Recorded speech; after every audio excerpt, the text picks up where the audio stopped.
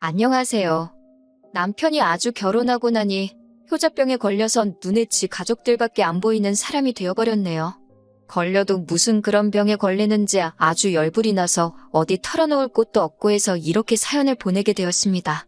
장남하고는 결혼하는 게 아니라는 말을 듣기는 했지만 저는 그게 다들 그냥 하는 소리이지 설마 진짜라고는 상상도 한 적이 없었습니다. 결혼 전에는 시댁이 서울인데도 혼자 지내는 게 편하다고 방 구해나와 자취생활을 했으면서 언제부터 그렇게 챙겼다고 어머니 아버지 하면서 세상 둘도 없는 효자가 돼버리더라고요. 결혼 전에도 그렇게 잘했으면 제가 말이라도 안 하는데 결혼하고부터 저러고 있으니 어이가 없는 겁니다. 처음에는 별게 아니었어요. 제가 사연 같은 것 자주 찾아서 보고 들으면서 다들 크게 문제 삼던 대리호도 문제가 있었는데 못해줄 정도는 아니었습니다. 안부 전화를 꼭 저한테 시키더라고요. 한두 번이야 해주는 게 문제가 되지는 않았어요. 며느리니까 무조건 하기 싫다고 빼는 것보다 제가 먼저 드리는 게 더 좋다고도 생각했습니다. 시자 들어간다고 제가 과민 반응하고 그러면 오히려 시부모님이 친정부모님을 나쁘게 생각하실 수도 있다고 생각했거든요. 그래서 남편이 처음에 안부 전화를 제게 드리라고 했을 때도 저는 제가 하겠다고 했어요. 그런데 제가 하겠다고 한 건 제가 알아서 잘하겠다는 말이었는데 남편은 틈만 나면 저한테 와서 시부모님한테 안부 전화 드렸냐 하면서 꼬치꼬치 캐묻는 겁니다. 처음에는 내가 알아서 드릴 거다.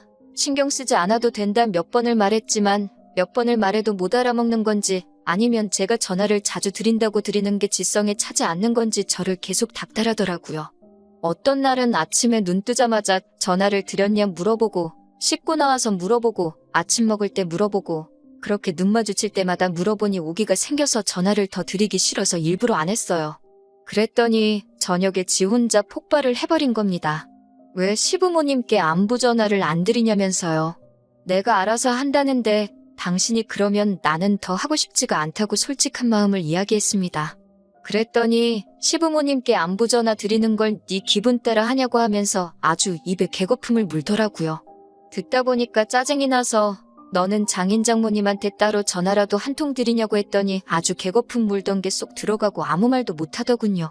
안 그래도 얼마 전에 친정아버지한테 사위는 잘 지내냐고 통 연락이 없어서 그런다고 서운하다는 듯이 전화를 거셨던 적이 있었거든요. 지는 하지도 않는 걸 저한테 자꾸 하라고 하니 어이가 없어서 한마디 했습니다. 자기도 면목이 없는지 아무 말도 못하고 있다가 뭐가 짜증이 났는지 방문을 부서져라 닫아버리고 방에 들어가더라고요. 저도 참을 만큼 참은 것 같아서 방으로 따라 들어가서 지금 뭐 하는 거냐고 따졌어요. 자기가 잘한 거 하나도 없고 할 말도 없는 걸 아는지 그냥 대답도 못하고 어금니만 꽉 깨물고 있더라고요. 저도 더 길게 들어줄 것도 없고 더 말해봐야 제 입만 아픈 것 같아서 이제 시부모님한테 안부 전화 안 드린다고 했습니다. 안부 전화 드릴 거면 네가 직접 드리라고요.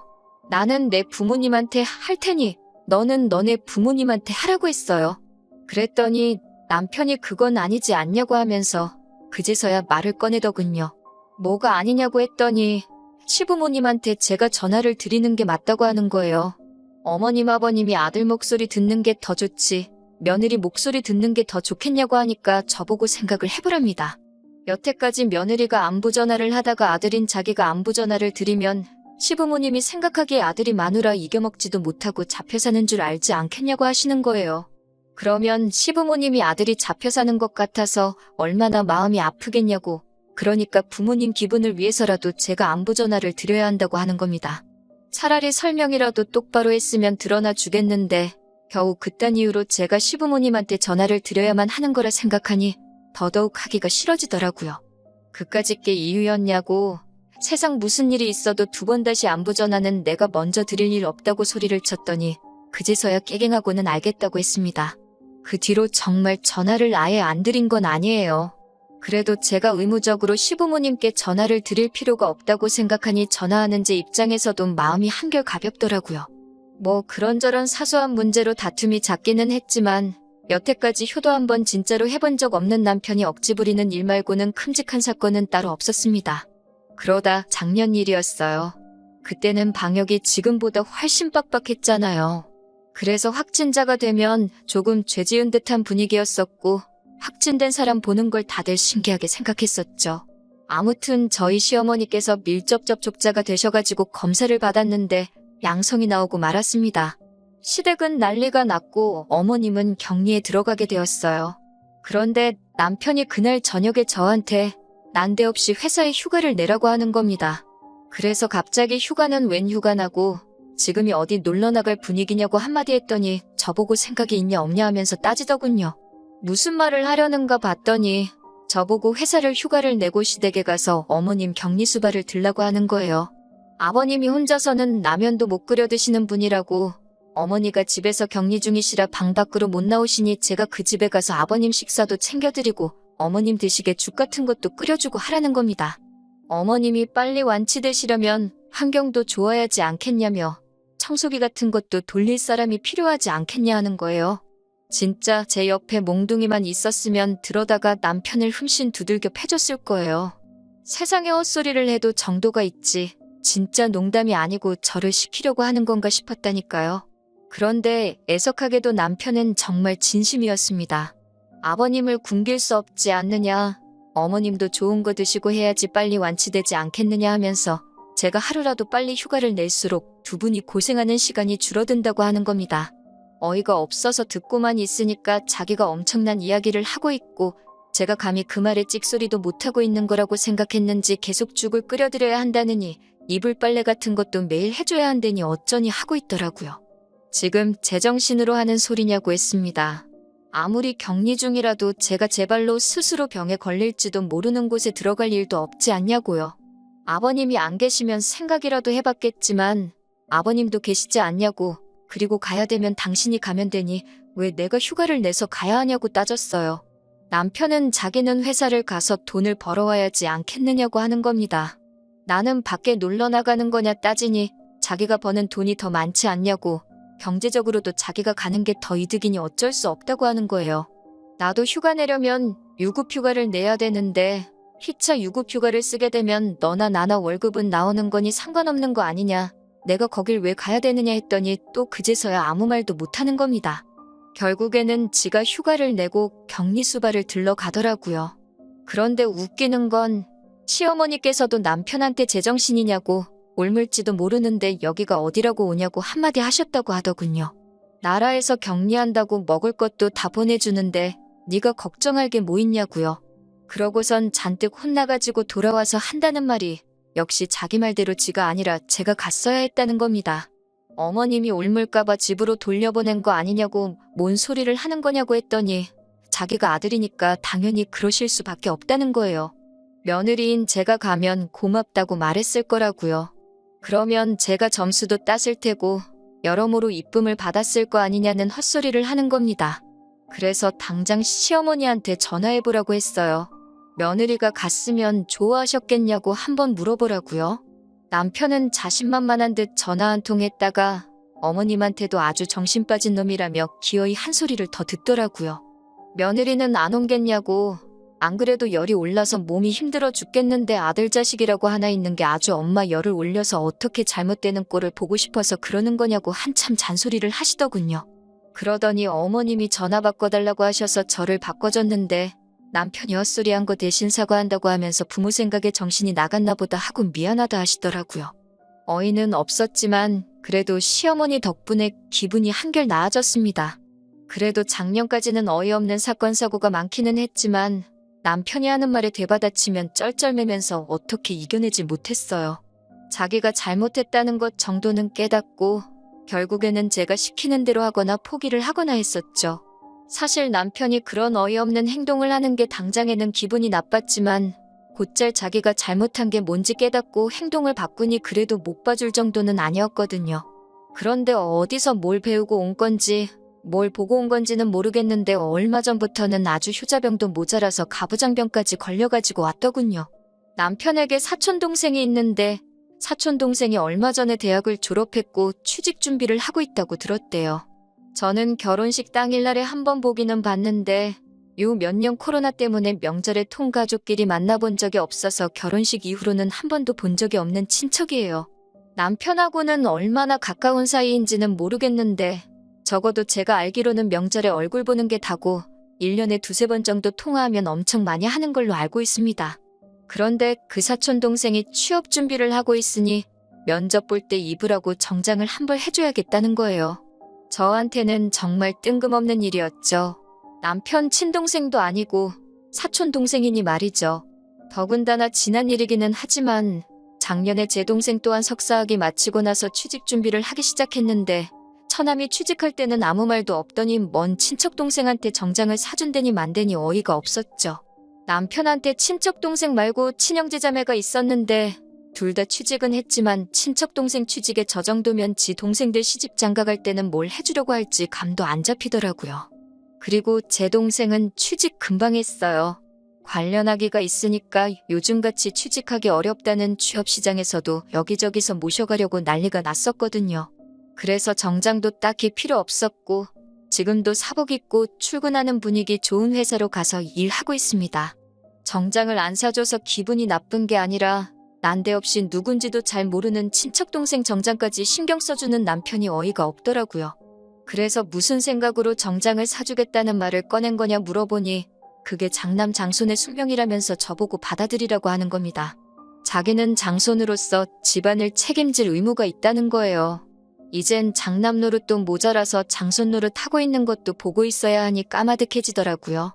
보통은 제가 이렇게 다그치면 남편이 자기가 헛소리한 걸 깨닫고 꼬리를 내렸는데 이번에는 저를 꼭 이겨먹어야겠다고 생각했는지 한치도 굽히지 않고 계속 버팅기고 있더라고요. 그래서 이혼하자고 했습니다. 제가 집안에 대들보이신 줄도 몰라 뵙고 결혼했다고요. 그렇게 책임질 게 많으면 부담은 줄여줄 테니 마누라는 두고 가라고요. 그랬더니 남편은 이게 아닌데 하는 표정으로 당황을 하기 시작했어요. 그리고 그제서야 약발이 통했는지 아니 그게 아니라 하면서 고집을 꺾더라고요. 그리고 얼마 전 일이었습니다. 장례식장에서 있던 일이에요.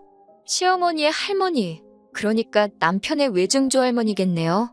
98세에 돌아가셨고 어디 아프신 게 아니고 호상이셨어요.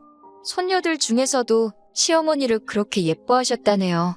장례식장에서 어머님께서 엄청 슬피 우셨어요. 찾아뵌다 하는 걸 코로나 때문에 미루다가 찾아뵙지도 못했다고 죄송하다고 하시면서 울고 계셨어요. 그 심정을 제가 헤아릴 수는 없겠지만 보고 있는 제가 다 마음이 다 안타깝더라고요. 아무튼 그렇게 장례식을 마치고 집에 돌아가는 길이었습니다. 그런데 남편은 뭐가 그렇게 기분이 나쁜 건지 인상 팍 쓰고 어금니까지 꽉 깨물고는 아무 말도 없고 괜히 악셀을 세게 밟으면서 난폭하게 운전하더라고요. 보통 운전을 저렇게 하면 말은 안 해도 자기가 뭔가 화가 났다는 뜻이거든요. 어차피 앞차랑 간격이 가까워지면 알아서 속도 줄이고 과속카메라 있다고 하면 속도 팍 줄이는데 솔직히 하나도 무섭지는 않았습니다. 그래도 뭐가 그렇게 불만이라서 저러고 있는지 궁금하기는 하더라고요. 말도 안 되는 억지를 부릴 것이 뻔했지만 한번 물어는 봤습니다.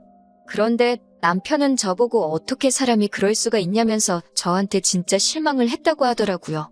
제가 뭔 실수라도 했나 싶어서 음흉하게 그러지 말고 하고 싶은 말이 있으면 하라고 했어요. 그랬더니 한다고 하는 말이 글쎄 외증조 할머니 장례식장인데 어떻게 증손주 며느리인 제가 안 울 수가 있냐고 하는 거예요.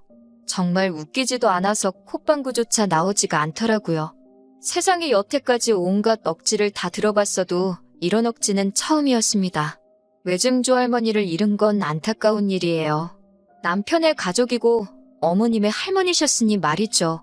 그런데 시외증조 할머님은 저희 결혼식 때는 다리가 불편하셔서 참석을 하지 못했고 그 이후에도 어머님 말씀대로 저희가 찾아뵈려고 해도 기회가 되지 않아서 찾아뵌 적 한 번도 없습니다.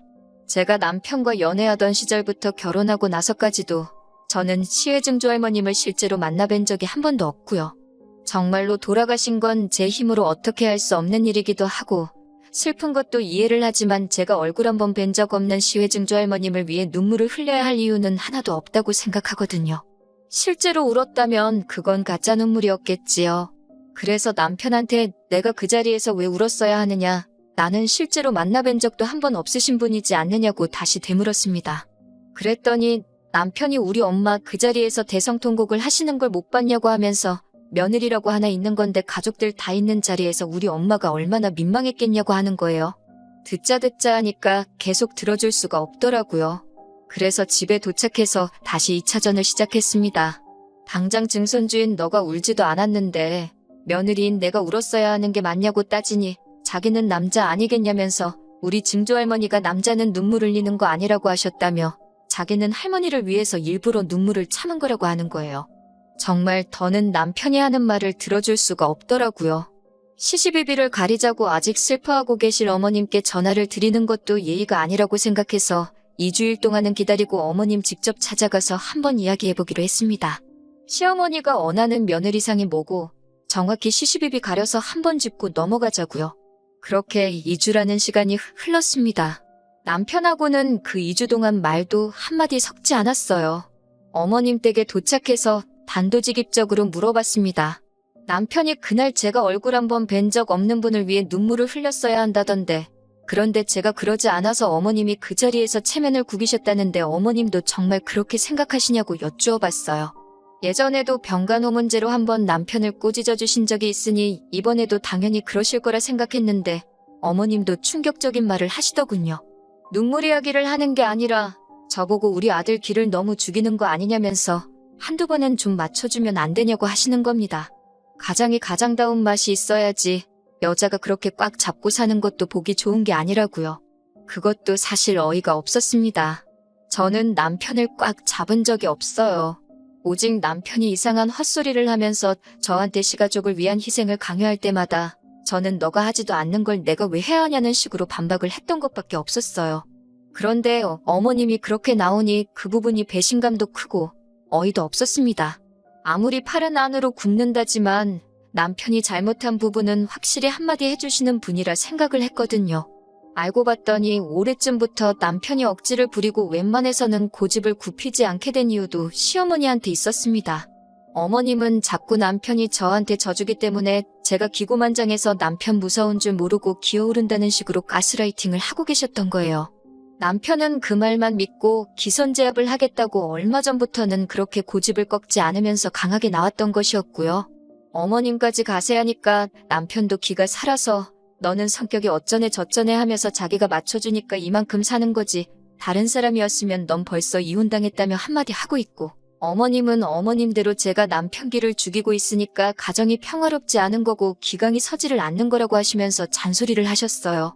듣다 보니까 제가 정말 잘못한 것 같더라고요. 남편 기를 죽이고 어머님 체면을 구기고 정말 저는 최악의 며느리였던 것 같아요.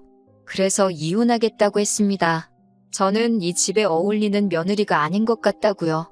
남편이 다시 길을 펴고 그리고 시가족들 대소사 다 챙기면서 아낌없이 모든 걸 다 줄 수 있게 남편을 어머님 아니 시가족들의 품으로 돌려드리겠다고요.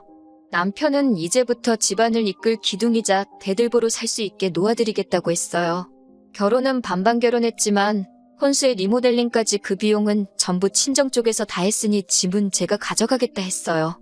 집 살 때 보태주신 돈만큼만 돌려드리겠다고 하고 위자료 얼마 되지도 않는 것 때문에 소송하는데 화비용 쓰기 싫으니 그냥 협의이혼 해달라고 했습니다.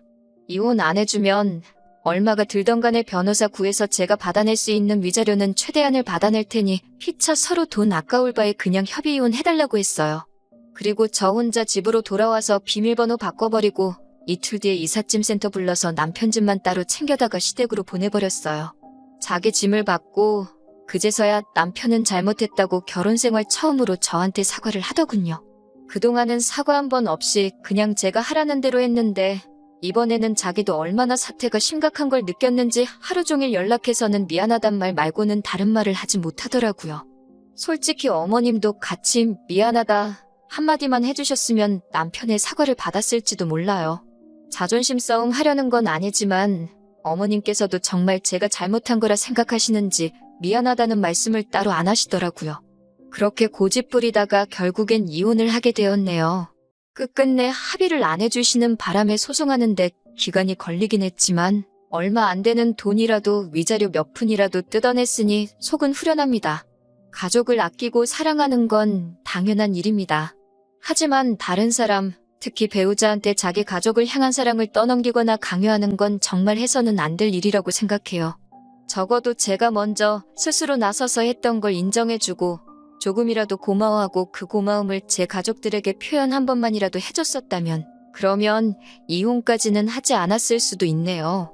이제는 다 지나간 일이기도 하고 저도 오히려 이혼 후에 홀가분하게 잘 살고 있으니 이렇게 된 게 차라리 100번은 더 잘된 일이라고 생각합니다. 아무쪼록 나쁜 마음은 없으니 남편도 온 집안 사람들 기둥 역할 해주면서 어머님 체면도 살려주고 그렇게 오래오래 행복했으면 좋겠네요.